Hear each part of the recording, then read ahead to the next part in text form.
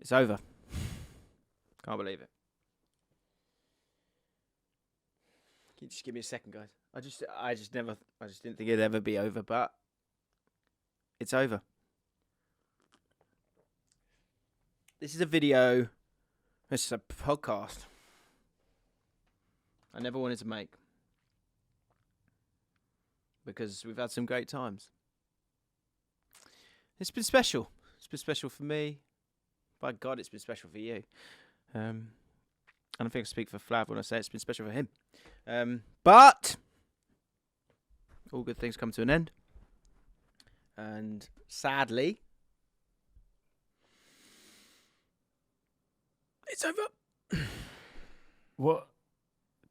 Do you not think this is a little bit excessive? Let me cook. Shut up. I haven't finished my monologue. Wow. I just felt like things had to change. And I don't want to do that. I don't want to do that dramatic thing of milking it out. But but it's over. Done. From February 1st, no more.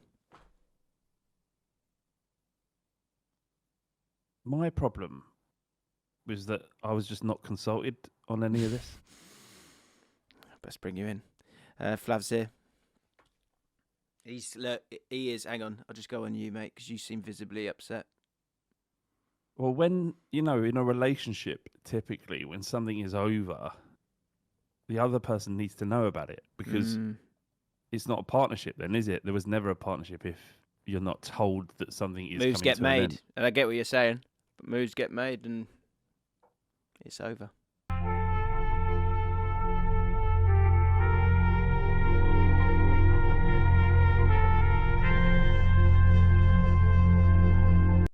I'm sort of joking.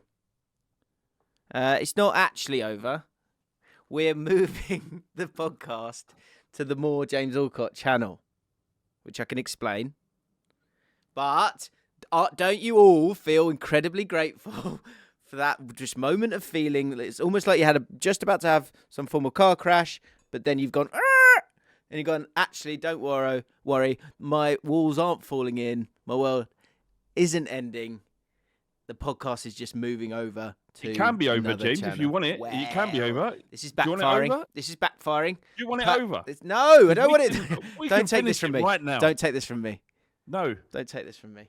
Because did we even have a conversation? This is how I'm finding out. See, let Catherine playing along. Some of us have anxiety.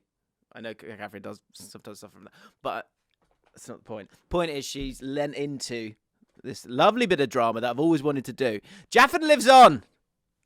Hurrah! Feel like this PR move's not worked. No? But we are moving to the More James Allcott channel, which I'm happy to explain. Basically, I'm not good enough. I'm not good enough to be on the proper James Allcott channel anymore. That's what's going on here, boys and girls, right? So let's just call this what it is. They need... See, it's not just Jim anymore. It's his team as well. And they've got into him. It's like a bad wife. And spoiling and breaking up the bromance. And they've got in his ears... Sour wife. They've got get Flav off the channel. No, that's not it. Let me explain. So, I've got 2 channels. Yeah, Tom Locke. 2 channels equals more money. But the point, the big question is, how do we get money from here to here? Different question. That's the question that we answer on the mailbag. Right. What we're doing here is we're trying to... I want to have a bit more clarity from both channels. And I also want to be able to have the conversations I want to have. So, with the way that YouTube is, if people don't get exactly the thing that they think they're expecting, then there can be problems there. Now, this whole idea might absolutely backfire. But what I want to do is be able to give opinion, which you might have seen on the More James Allcott channel. I hate saying the name of it, but on the channel. Opinion, conversation, debate, like stuff like that. And the pod with Flav, it makes sense for it to live there. Whereas on the main channel, it's going to be far more tactics driven and predictions and maybe tier lists, but at a deeper level. Basically, doing everything in our power to make the channel as successful as possible. Okay, but we need the freedom, we need the space, and I just think it's a good place for it to live. So the good news is everything's fine. The important thing is if you want to keep listening to Jaffin, all you got to do is go over to More James Allcott and subscribe, and then it'll be there. Or it'll probably get popped up in your recommendations at some point. So don't blame me, blame the bloody algorithm. All right? Well, all I'm seeing is your new channel performing as well as your old channel. Exactly. So what's the difference? Because, I tell you, the difference is you know what you're going to get. No, it's because you know what you're going to get. I'd rather be on this channel, actually.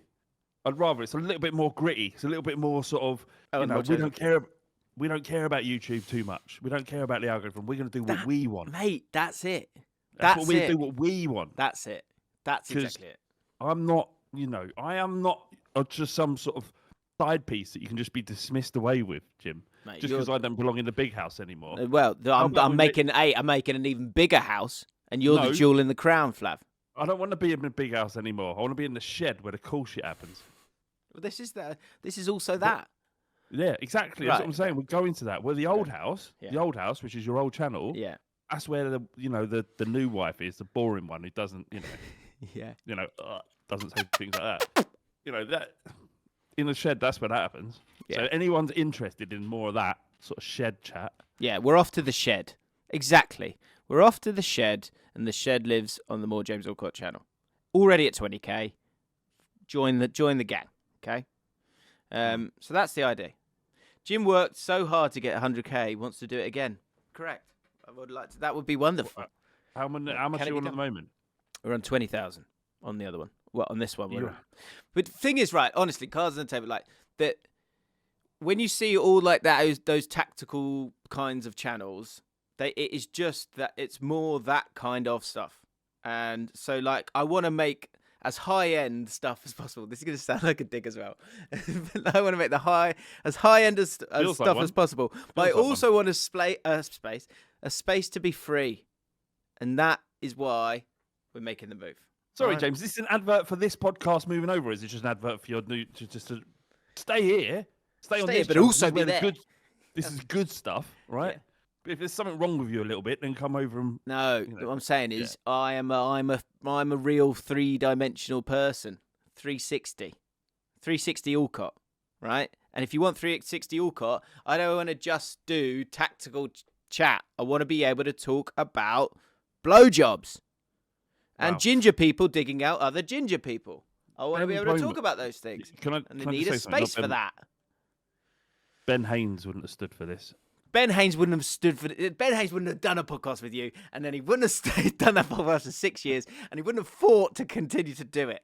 So don't give me that. All right? He would have got the Spurs gig, and he would have given you the fucking elbow. All right?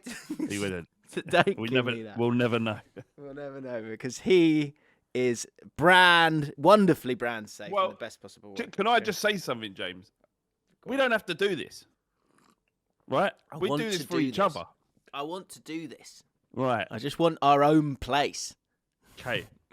And that's what this is. All right? But I think it'd be good for us. I think there'd be more freedom there. I won't be worried about this RPM or whatever it bloody is. Yeah, don't worry about that. Who's worried about that? This is what you I am. I'm trying to buy a house, Flav. Yeah, well, aren't we all? Yeah. Aren't we all, James, right? Right.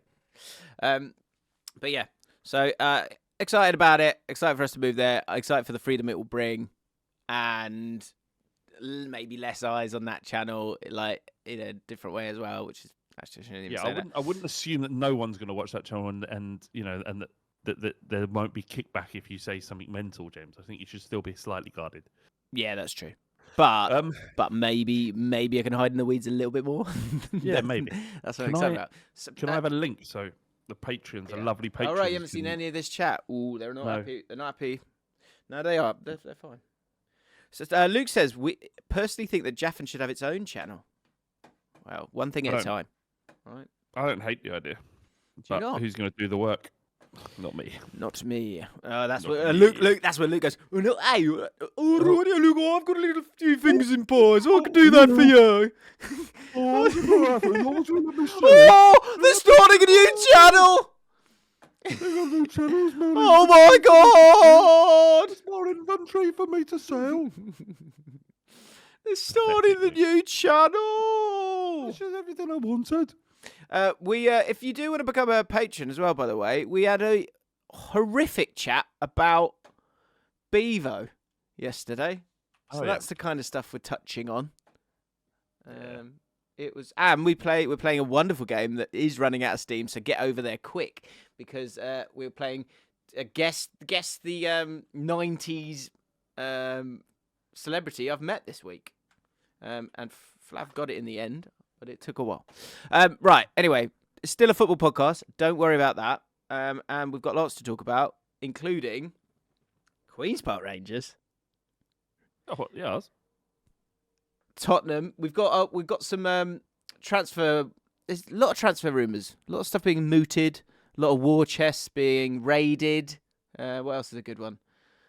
Other transfer speak. A lot of ITK. Something's happened with my camera, Jim. Oh dear. Hang on. I don't know what's happening. What is it? Your camera or is it me? Oh no, there we go. Back. We're fine. So I've got some transfers that we can solve as well. Which is exciting. Sorry. Can we talk about the Champions League? What? Three cheers for UEFA. What? You like it, do you? I thought it was like, okay, right, game weeks 2 to game weeks 6 are going to be a little bit weak, but aren't all? Isn't but aren't most competitions? Yeah. But also the Champions League at that stage, game week 3 to 6 is boring, isn't it? Yeah. Like, the only way you make every game interesting is if you have a complete knockout from start to finish and reduce the number of teams involved. But that's never going to happen. So I don't hate it. And it's a rare thing, James, for us as football fans to go, bravo, UEFA. Yeah. You've actually done something good. Yeah, this isn't bad. Yeah. I quite like this. Can we put our weapons down and finally say, well done, UEFA. I think you've got some good ideas here. And I think it's working. Because I guess the data set is low, but what we will find in time is if the likes of Manchester City, who are currently in the relegation mire, what happens to them? In terms of weaknesses of it, and this, again, is probably something that happens anyway, going into the final week of the season, what are we calling it, group stage, young boys at the bottom. There's a joke there, believe that. These guys don't care, do they? But I guess you had those teams that didn't care in the previous format. But Man City, do you know what's interesting here? So Man City, last game was against Bruges. Where are Bruges? Bruges, you're above them, right? In 11th spot. 6 conceded 8, Club Bruges. Yeah. But so Man City got Bruges. But they could get. PSG have got Stuttgart. So it's so tight. It's going to be absolute chaos next week. Celtic are already in the playoffs, buzzing for them. Aston Villa still battling for a top 8 spot. Why are you buzzing for Celtic? Who gives a shit? I think it's Celtic, like, in the Champions League, they've had to get walloping after walloping, haven't they? Yeah. And so, I think it's nice. It's nice to see what world do we live in, generally, prior to this, where Celtic, Brest, Bruges, Feyenoord, I might even chuck Lille in there, are above Man City in a Champions League table. Like they're not. There's no world. So this is just like it's UEFA.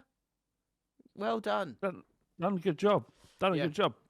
What is it, Jim? What is the philosophy behind a group of football fans that just want to hate everything that's slightly different?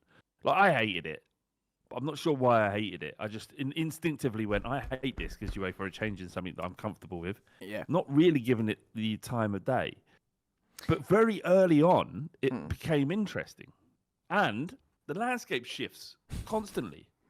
Whereas group stages, you're like, oh, well, by game day 4, you only need 2 draws left. Play a weakened side. Yeah.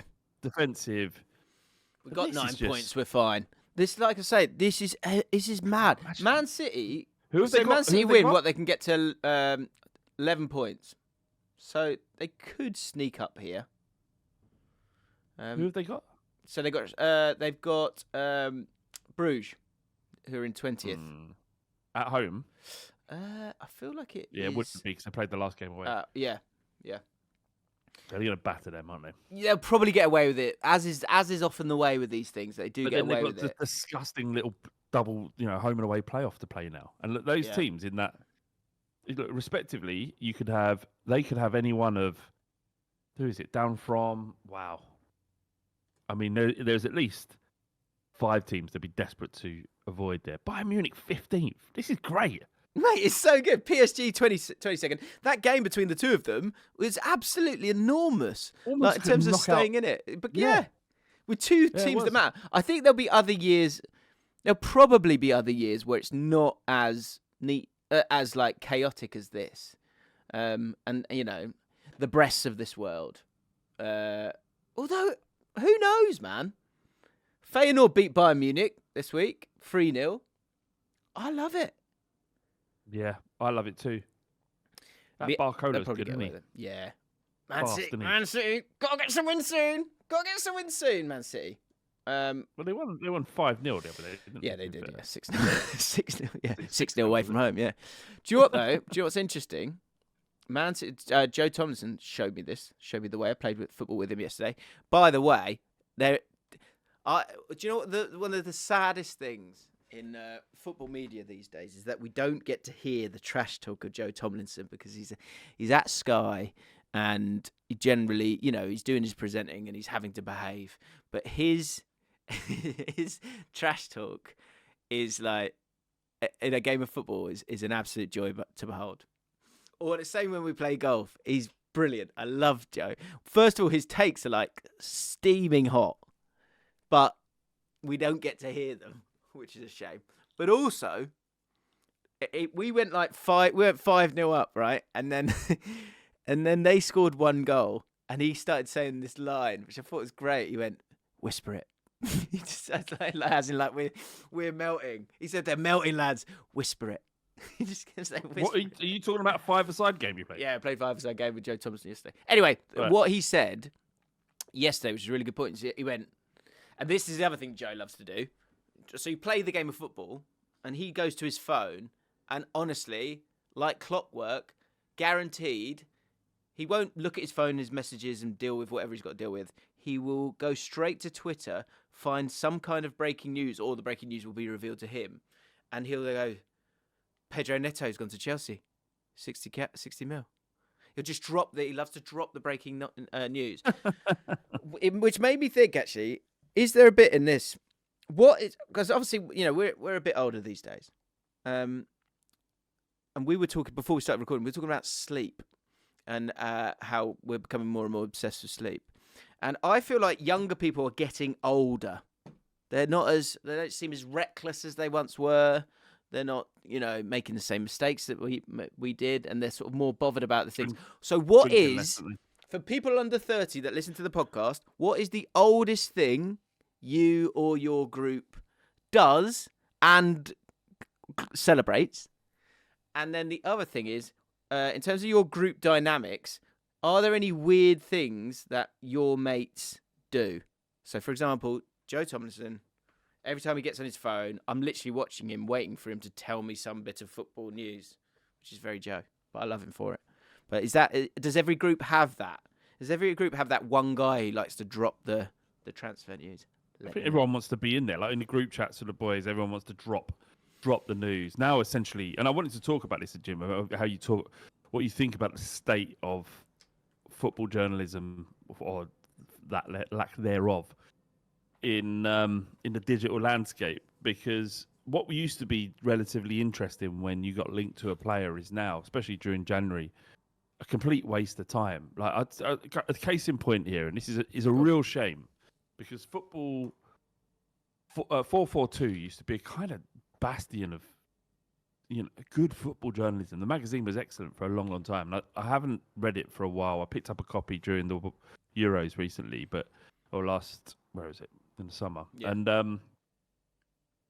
And I thought it was fine. It was informative. It was good. The print journalism is different from online. Anyway, there was this headline in 442, and it said Tottenham Hotspur centre-back Mickey van der Ven has struggled with injuries this season. Now Tottenham are ready to upgrade on him. And I'm like, it doesn't feel right. That's like, how are we going to upgrade? Firstly, we need Mickey van der Ven desperately, right? So sorry, is this on the website? This is on the website, okay. right? What I've just read out is the headline. That's what you read to click through to the article. And I'm like, all right, I'll bite. What is this article going to be about? How are we actually going to upgrade on Mickey van der Ven when we are desperate for his return? It was an article that went at length to talk about the situation that Mickey van der Ven and that he's only played 8 games for Tottenham this season. Right, fine. Tottenham are linked with Piero Hincapié from Bayern Leverkusen. Right, we've been linked with him for ages. This season, he has played 83% of the games for Leverkusen and played 7 games in the Champions League, and they're second in the league. Okay. Right? We're not going to buy Hincapié in January or the summer. There's no world where that happens. Well, maybe in the summer, no?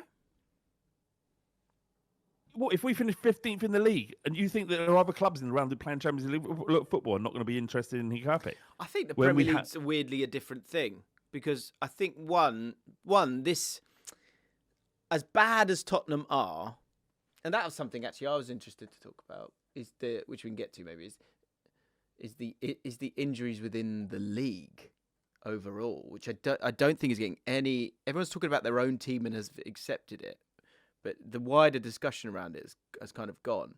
But I think there's a general understanding that I think you're being ridiculous if you think that Ange would not be getting better results if he's got sure his team. It's mad. We can talk about we've done that. Tottenham. Well, we can talk about how fucked we are outside of injuries as well. The club really just doesn't feel like we're in a good place at all this season. But you're too in. But mate, hey. Let me speak from experience here. Okay. All right. Sometimes it doesn't feel like it's going great. Why is that, Flav? Why is that?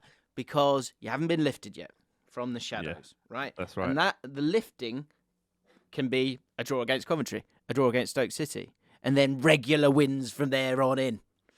Yeah, that would be great. But winning changes everything. Chatting to Joe yesterday about Man United, honestly, he's like he's not enjoying it. No. But 2 wins and you'll all feel a bit different. And I think as much as there's a story here with Tottenham, the bottom line is the injuries, is it not? Yeah, of course it is. It's all the injuries. But then you think about, well, where are the injuries coming from? Why do we have, at one point in the season, 44% of all of the hamstring injuries in the Premier League? Yeah, that is mad. Why also, and it's been reported by The Athletic today, that there was a massive falling out between Postecoglou and the head of our medical team, and who has now left the football club along with his entire team, and we're on Indeed looking for new people to run our medical centre. Would you say you're looking to upgrade? You would hope so. Can I just take you back to this article? Just this one final point I want to make. How fucking... This entire article was written on the basis of... by Mark White, the content editor, right? And he's taken an article that was published first in the Sport Build, but then was regurgitated by Sport Witness. And 442, this is the 3rd article that they've written on this story. So they've just looked at stories that are written by other people that have no sources and just created another story with zero substance. Because the reality is we're not looking to upgrade Van der Ven. If it was a signing, it would be someone to play with him or rotate with him. And thirdly, there's no fucking world where we sign him anyway. So what is this? What is this? And what happens then, Jim, right? And when in the Premier League, you'll get a lot more of this. And it may happen in the Championship, just not aware of it. But fans are looking at it and going, right, that article said we're linked with Hincapié. That means if that doesn't happen, Daniel Levy's shit and he doesn't know how to run a football club. Times 50 with every player we're linked with. That's what happens. And don't get me wrong, Daniel Levy is shit, right? And he isn't the right owner for Tottenham, or he isn't the right owner for any Premier League football club if they want to win something. That's a change in tune from you. No, he's shit. Fuck him.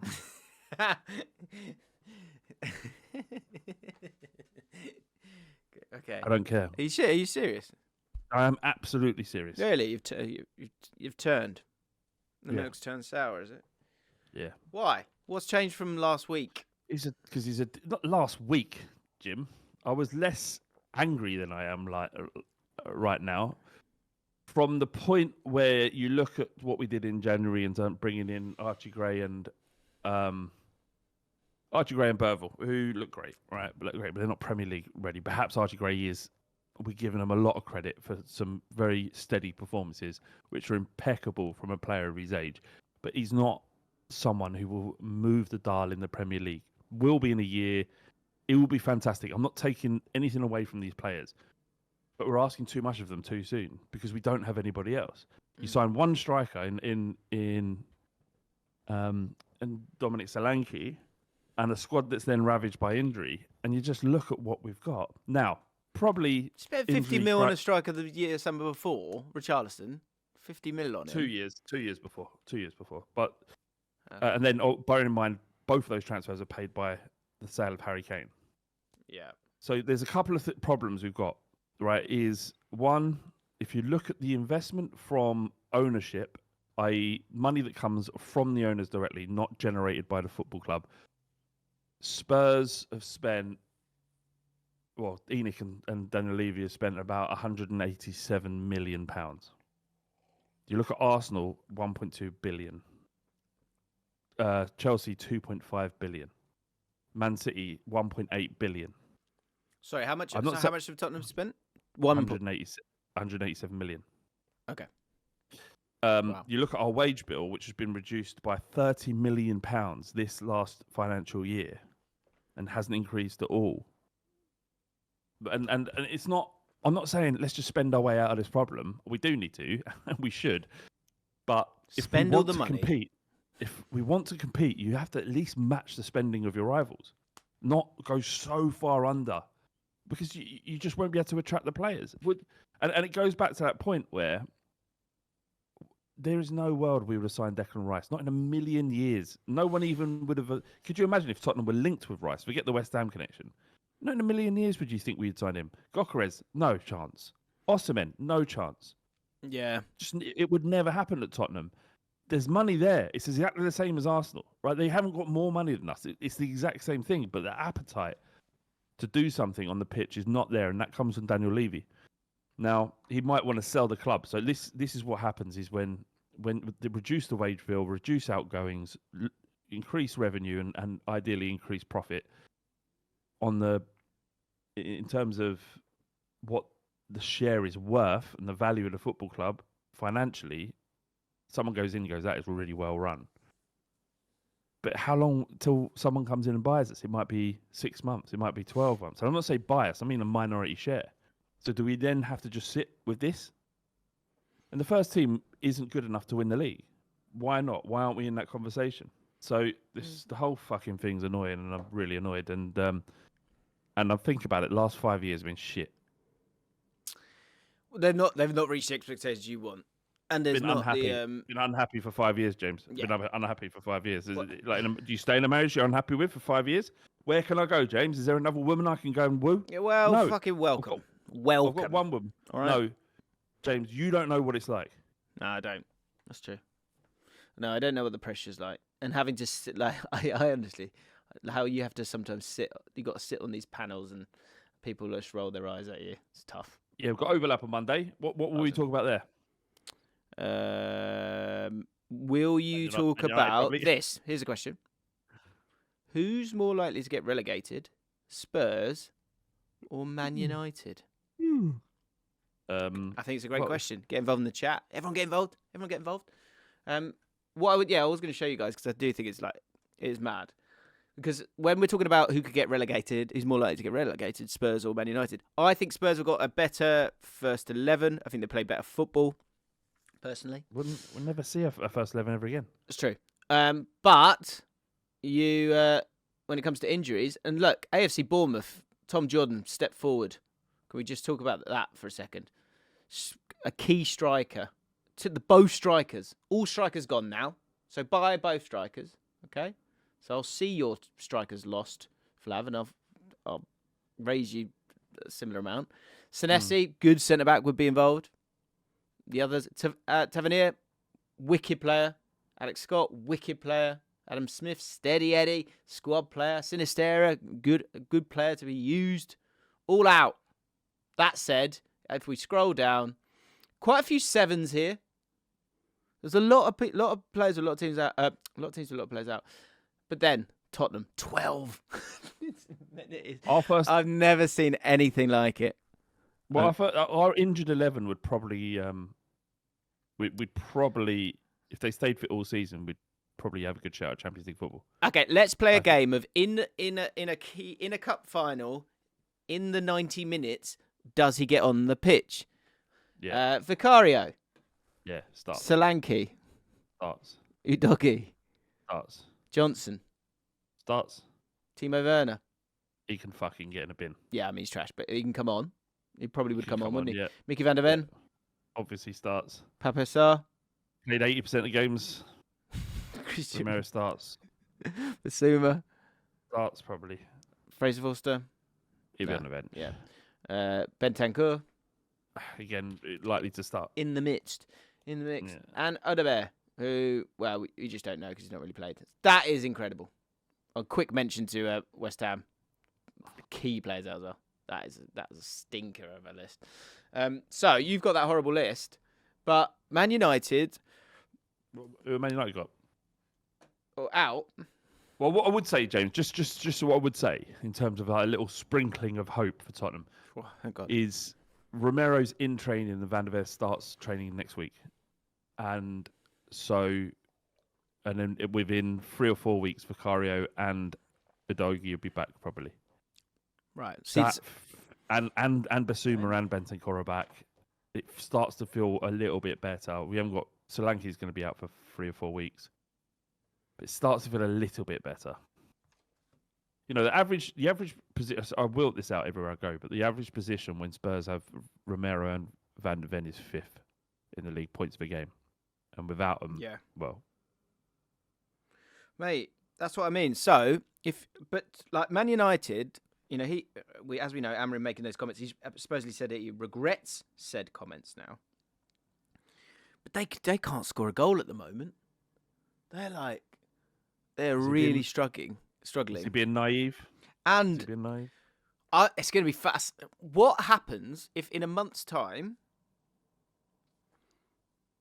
Garnacho's gone, Rashford's gone? Because my theory is that if you're going to play Xerxes, you need someone running beyond him. And the one time I felt like Xerxes played really well for me was the Everton game where Rashford also played and they somewhat interchanged. So if they sell those players, and Rashford's out already, isn't he? So it's essentially sold already. Where do you think you go, just quickly, just if you had to pick one? Arsenal been linked this morning. Has he? He's been linked with Barcelona. No, Arsenal. I know, sorry, yeah.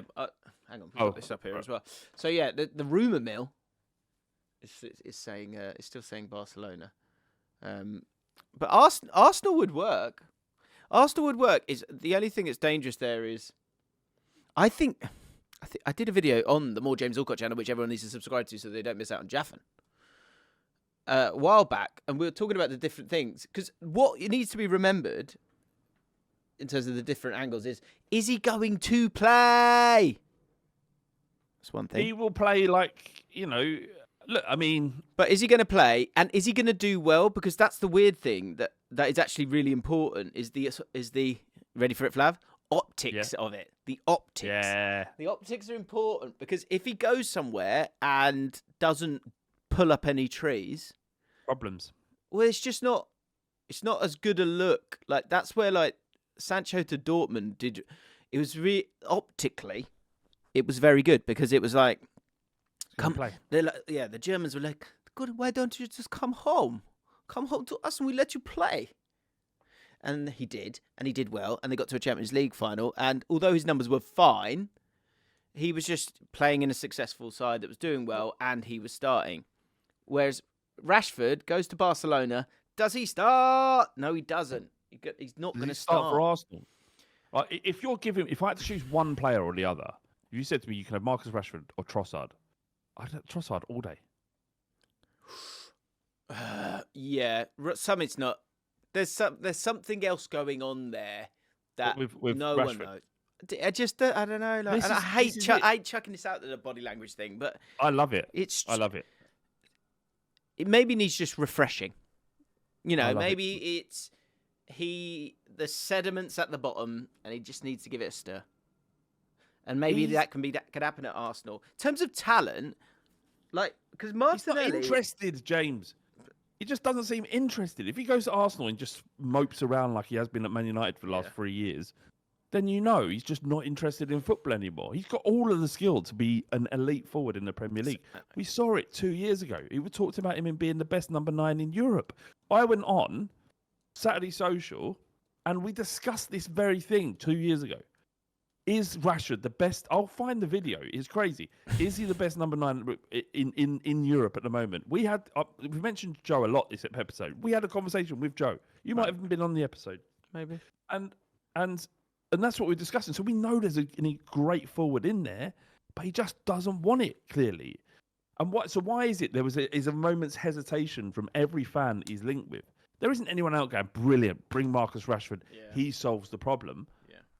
They're not saying that. So what is the issue? Like, we're 15th in the league. If there was a world where Rashford comes in, I'm not going, brilliant, that's problem solved. You're just saying, well, it's not Timo Werner. And as you're saying that, I was thinking you'd probably offer up, and Ben said it here, Rashford needs an epic reframe. I think he needs an epic reframe for himself. But he also needs to get everyone off his back. So there's that part of it. Help himself. Yeah, no, very true. Calling in sick. No, Premier League footballers don't fucking call in sick unless they are proper ill. Calling in sick 2 days on the bounce when he's been out in Dublin or wherever it was he was. It's just. And Tom Lock saying in the chat here is just saying maybe he just doesn't care. That's it, and that's fine. That maybe he doesn't care. Maybe he's just coasting and he's fallen out of love with football. He came in really early. He was battered really early on by the press. He's not, obviously, he's because of the political work he's done, he's disgruntled with the way things work in this country. And I'd agree with him. And maybe he just looks at football and thinks, this is fucking pointless. What am I doing? I think that feels like a jump. Yeah, it probably is a jump, but just to make the point. Right. He just looking again. He doesn't care. He doesn't want to be on the pitch. Like this, Amorim at Man United, young, exciting manager, great opportunity for him there. A new, turning over of the leaf. I can get Ten Hag, might have fallen out with him, and he's just like, nah, I want to go. And he's like, well, what? So it's Man United is the issue, is it? Is Man United the issue? I think it's both. I don't think it's that clear cut. I think it's like. Man United need to make some money. Like this is what 3 cheers for PSL. I bloody love it because you can't just bend your way out of it, right? And so Man United are in huge trouble, right? And when you're in huge trouble, you need to sell players to get money to spend on other players. This is the new conversation. Garnacho is a great example. What is more important? Go and get a new shiny thing, or stick with the young lad who has talent. Is Garnacho, in Amorim's opinion, a player that can develop into a quality first team player for a team that is pushing for the Champions League in his system? Because you've got a really talented player right there, right? If you don't think that, then it's a good time to sell him because his stock's probably higher than it's going to become because you don't believe in him for whatever reason that might be. What needs to be remembered is that he is a child. So if he's had the odd misdemeanor, that is part of growing up. But if you don't think he's it, then okay, go spend. But you're then going to have to. Sorry, you go sell him, but you're then going to have to spend that money, and the gamble on that player that you're going to buy is difficult, and they're also going to step into a club where the noise is deafening for any new player. I was thinking about, like, how did Arsenal get themselves out of it? Because that's what Man United want to do. They want to go, right, we're a bit of a mess here, and we want to fix this and solve this. And it takes time, but it takes a few players to sort of hang your hat on. And that's what Arteta did have, is he brought in Partey, who overall has been very good for them. He had Smith Rowe, Martinelli, and Saka, crucially, that came through, and you didn't have to worry about them, and their output was always really good. And then from there, you can start to build blocks and buy this Gabriel guy that we don't really know about, but he can come in and find his feet. The problem for Man United, time and again, is that these players are coming in and they're supposed to be the answer. And you need 3, 4, 5 players to sort of, to hang your hat on. And when you look at that squad right now, like that is the problem for Man United. Like they will not. We've got a video will have come out by now. You're part of it, where I've asked fan channels about where they'll finish, and Goldbridge has done his, so you'll be able to hear that.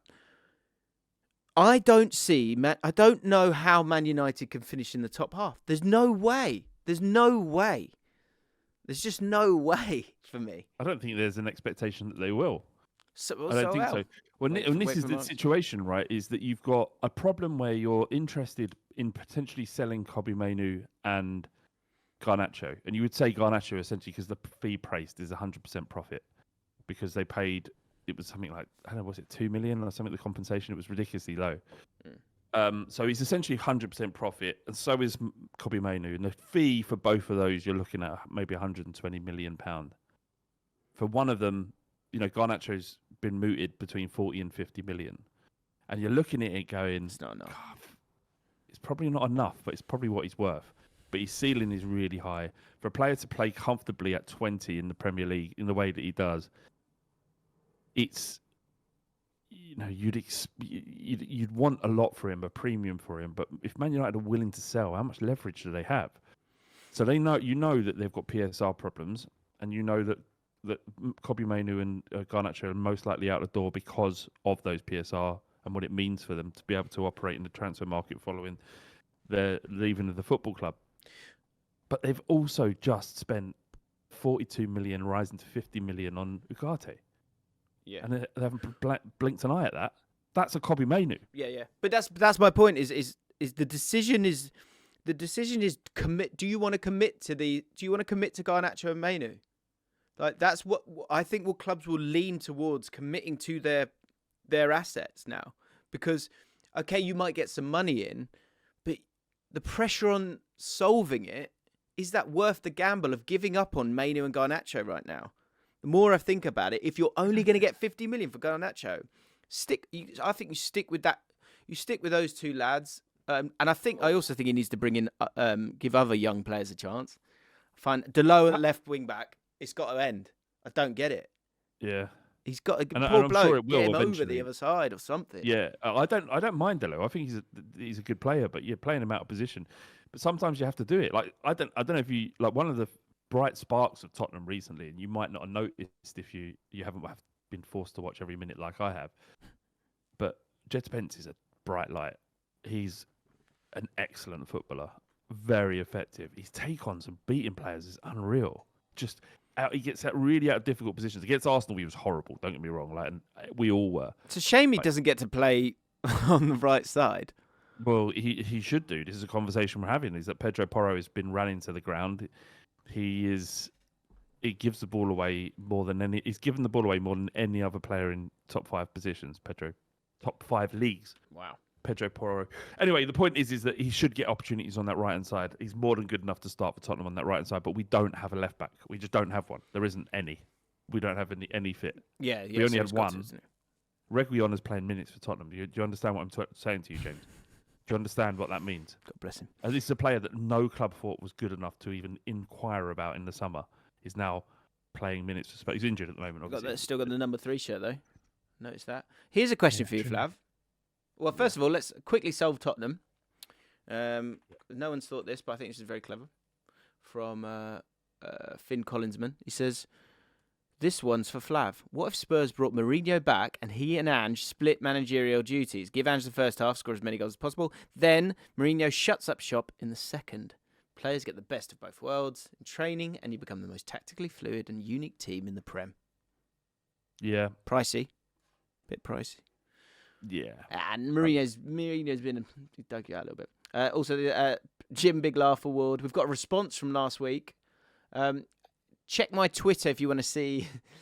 Someone sent me an AI picture of me as a little boy at QPR, which I posted after our victory against Plymouth. And it was funny. It was good. More AI pictures. I enjoy them. Send them to me. But Sludge Puppy, who said last week, said James winning QPR. James, when QPR is winning, gives me an ancient monolith. Honestly, it's adorable. I'm not gay, but little men like you, when QPR are winning, that would be my type if I were. I'm certainly feeling lifted, Jimmy. Oh, yeah. And anyway, he replied. We gave him a shout out, and he replied. And he said, cheers for the shout out, little man. Another little power move from him there. And then he said this. I'm honoured to win this award. I dedicate it to Marty Cifuentes. Without Marty, none of us here would be lifted. Certainly not Jimmy. And without Jimmy being lifted, I would not be lifted either. To Marty.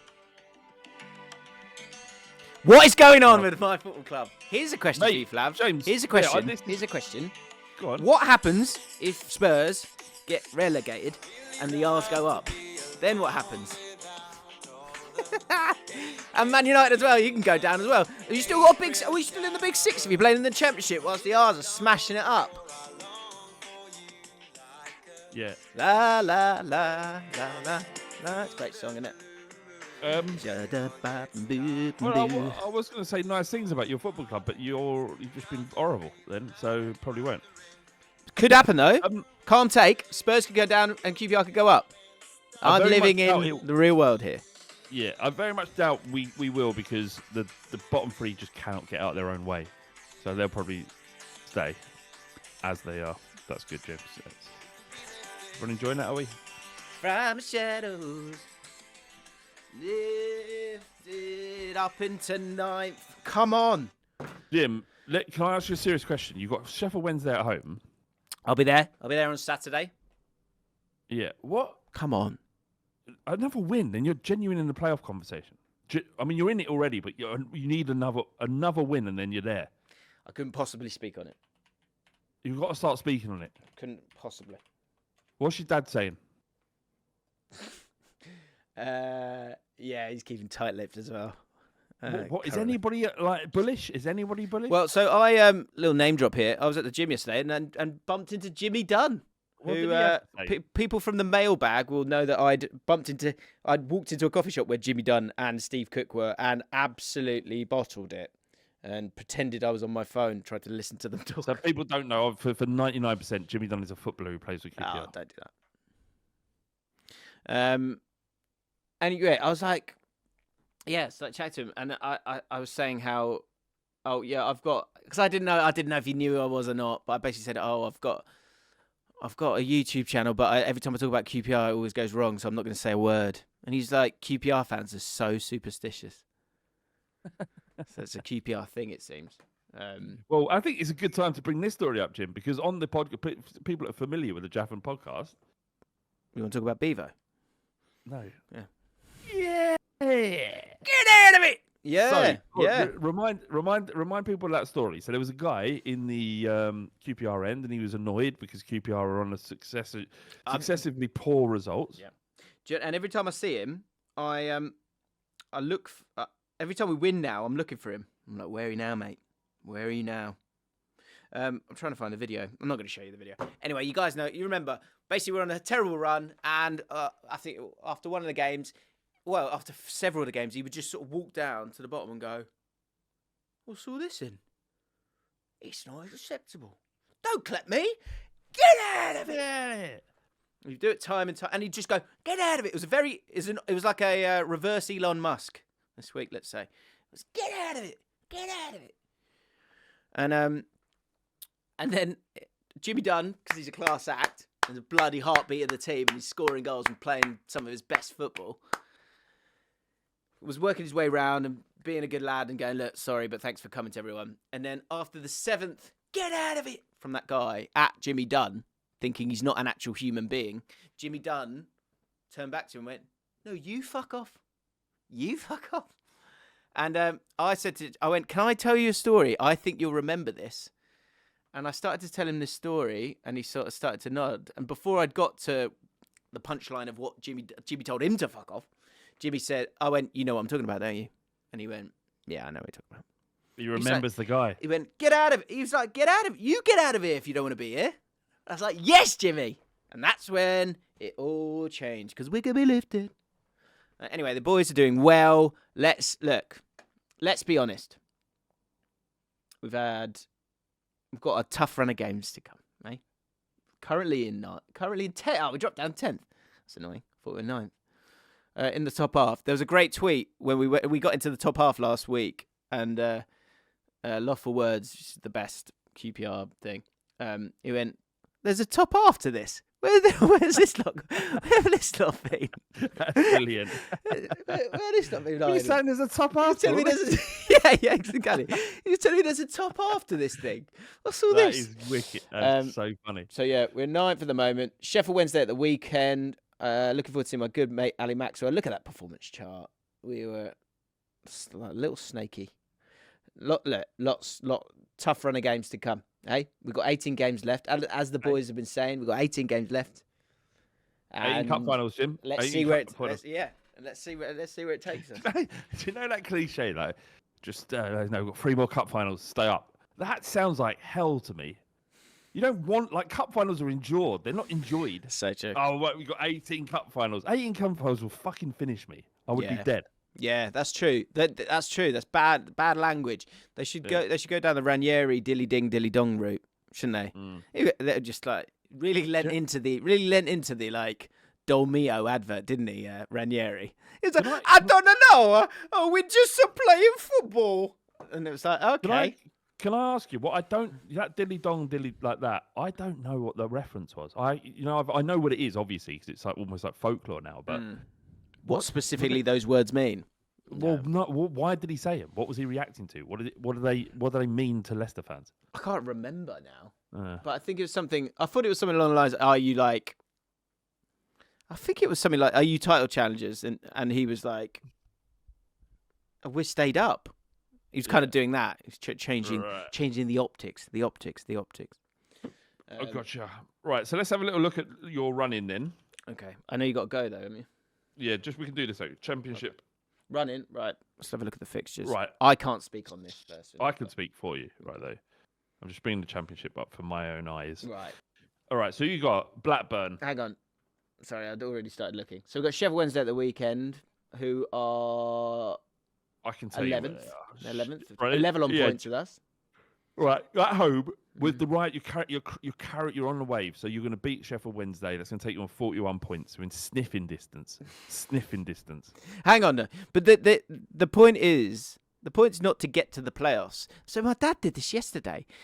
He was playing with Koa, and he was saying they were taking a pretend cake, and he went, "Make a wish," and then Dad went, "Wish for the playoff final." Gave me a wink. I went, "No, I don't want to go to the playoff final. I want to win the playoffs."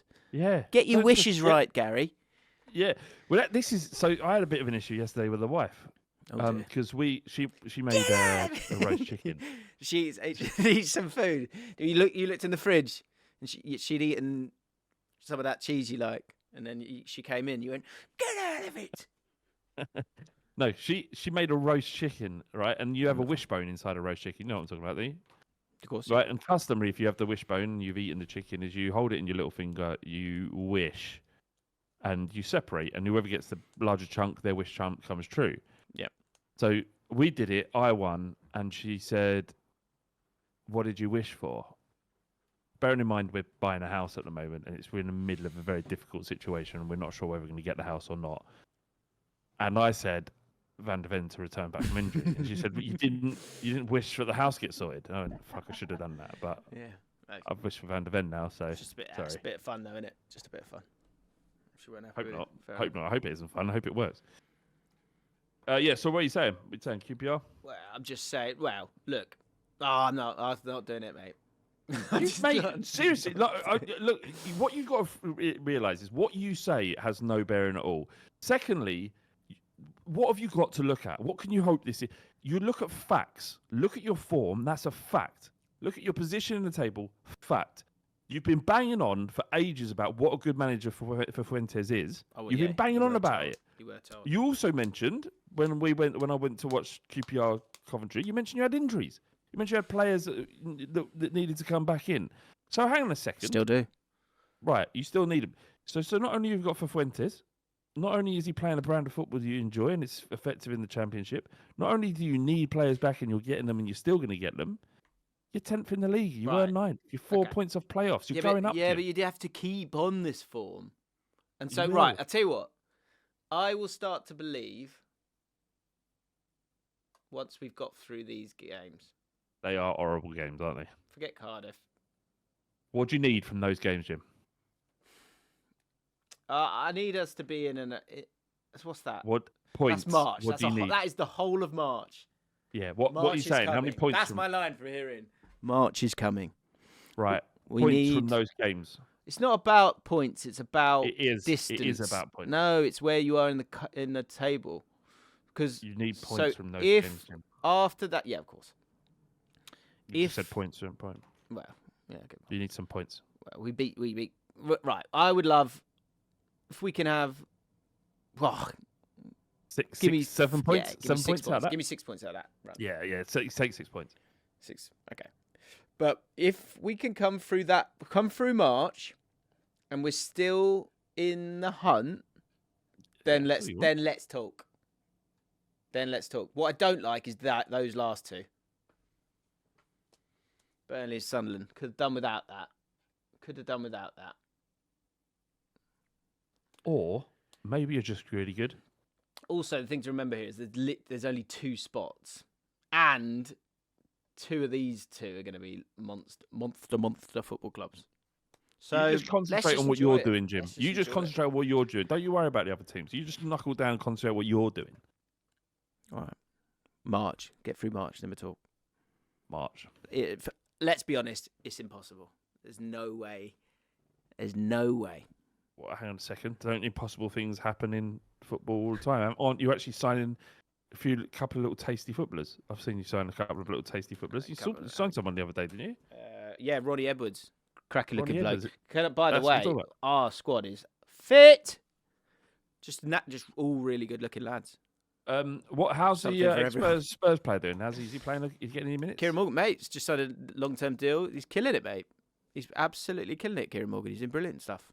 Well, so what's he doing? Is it like tidy little stuff? Is it? Yeah, he's a little boy. He's happy to play in that right half space, making up a great little partnership with Paul Smith. But he can get up and down. He's a wiry one, and he likes a little bit of shithouser as well, which I quite like in a slim lad who looks like a child. I like them to have that little. He's not afraid of that. He's taller than he looks as well. Kieran Morgan, good player. But hang on, Jim. That you got to appreciate what that is. Like to go from Spurs under 18s to playing in the Championship. Maybe you should get hold of him. No, but to be fair, that's not common that players can do that. Yeah, true. No, mate, it's amazing. That's why I'm pleased he signed a new deal. But as I say, impossible. Of course. Not possible. Not going to happen. So if it does go, when we start to stop winning games and we just have peter out into an enjoyable mid-table season, I had no part to play in that jinx. Okay, because as I'm making it incredibly clear, there's absolutely no way we're going up. All right. Look, it's a challenge, but stranger things have happened. Stranger things have happened. Right. Yeah, stop believing in yourself. One of those teams will slip away, mate. Well, yeah. I mean, we've beaten... Don't. Stop it. Right. Yeah, he's there. So I'm getting an ancient monolith. Right, guys. Head over to more James Allcott channel if you don't want to miss out on Jaffin from February. We'll do 1 or 2 more weeks here. Well, I guess 1 more week here. So make sure you go subscribe so you don't miss it. And thank you. Sorry about the clickbait at the start. Just a bit of fun, innit? And don't really get to do that much. So chill out. Yeah. Yeah. And good luck to Spurs. Who you got? Leicester at home. Guaranteed win. Can't be losing that. Surely not. Surely not. We are shit. That is, mate. That's as good a game as you can get, isn't it? Yeah. It is. You're right. 100% Spurs should be winning that. You watch. Okay. If you want to become a patron, links in the description. Thank you to our beloved patrons for joining us, and we'll see you next week. Goodbye. Bye-bye.